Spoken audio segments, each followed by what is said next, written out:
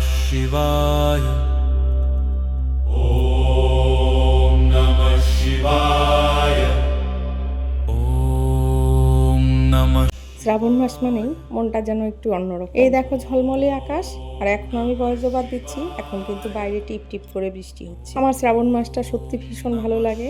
এক তো হলো মহাদেবের পুজো, এই শ্রাবণ মাস, সারা শ্রাবণ মাসে সেটার অপেক্ষায় থাকি। ভক্তি করে যতটুকু পারি ততটুকুই করি। আর বর্ষাটা তো আমার ভীষণ পছন্দ, তার জন্য এই বৃষ্টির জন্য শ্রাবণ মাসটা আমার আরো বেশি ভালো লাগে। আজকে যে ভিডিওটা শেয়ার করছি সেটা কিন্তু আজকের না, এটা গত সপ্তাহের। এটা শ্রাবণের তৃতীয় সোমবারের পুজো।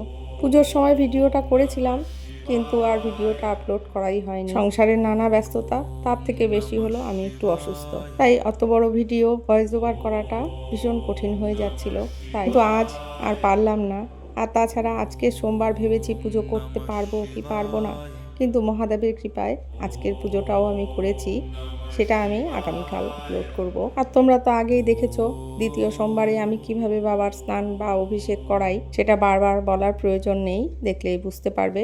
অনেকে পঞ্চামৃত একসাথে বানিয়ে করে, আমি পঞ্চামৃত বানিয়ে না করে আলাদা আলাদাভাবেই করি। শ্রাবণ মাসে মহাদেবের পুজো করার মধ্যে একটা আলাদাই শান্তি আছে।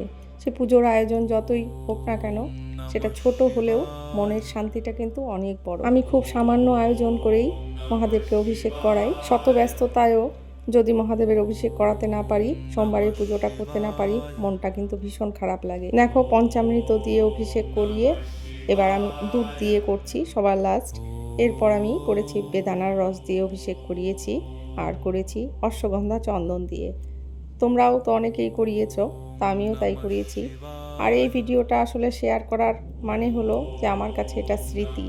আমি পুজো করেছি, সেই পুজোর স্মৃতিটা আমার কাছে থাকবে। ভিডিওটা আপলোড হলে আমার সেটা দেখতে ভালো লাগে। মহাদেবের কৃপায় শরীরটা একটু ভালো আছে, মাঝখানে কদিন খুব খারাপ ছিল, তাই এই ভিডিওটাও আপলোড না করে পারলাম না। দেখো এখন সুগন্ধি জল দিয়ে বাবাকে ভালোভাবে অভিষেক করিয়ে তারপরে আবার পরিষ্কার করে নেব। আমি কিন্তু এইভাবে জলের মধ্যে রাখি না বাবাকে, আমি একদম পরিষ্কার করে শুকনো কাপড় দিয়ে মুছে তারপর রাখি।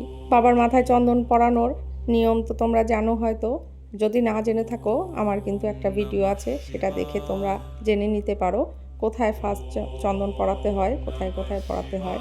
আর এই ভিডিওটা খেয়াল করলে এখানেও তোমরা বুঝতে পারবে। আমরা অনেক কিছুই জানি না, এই ইউটিউব ফেসবুকের যুগে আমরা কিন্তু অনেক কিছুই শিখি। যারা বড় বড় কথাবাচক বা শিব ভক্তি বা শিব পুজো প্রচারক, আমি তাদের ভিডিও নিয়মিত দেখি এবং এগুলো শেখার চেষ্টা করি, কারণ সব নিয়ম তো আমরা জানি। এখান থেকে আমি অনেক কিছুই শিখেছি। চন্দন পরানোর নিয়ম, জল ঢালার নিয়ম, মন্ত্র পড়ার নিয়ম, সব কিছুই শিখেছি। আরও হয়তো অনেক কিছু শেখার বাকি আছে, সেগুলো আস্তে আস্তে শিখবো। তো এই দেখো চন্দন পরিয়ে এখন আমি বাবাকে আস্তে আস্তে সাজিয়ে দেব। প্রতি সপ্তাহে বাবার প্রিয় জিনিসগুলো জোগাড় করার ব্যবস্থা করি, কিন্তু সব সময় পাই না, তার জন্য করা যা হয় না।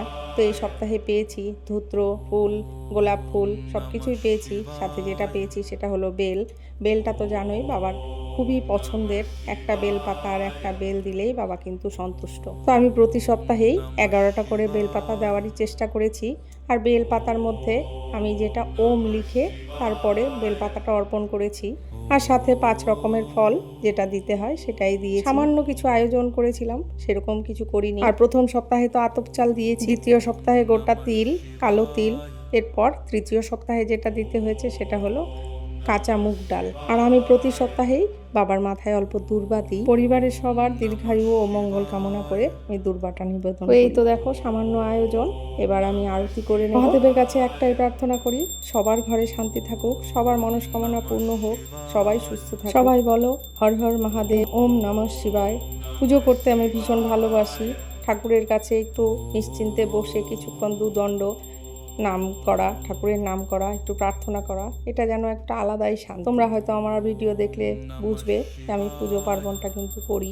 সব পুজো সম্পন্ন করে বাবার মাথায় আবার জল ঢালি মহামৃত্যুঞ্জয় মন্ত্র জপ করে।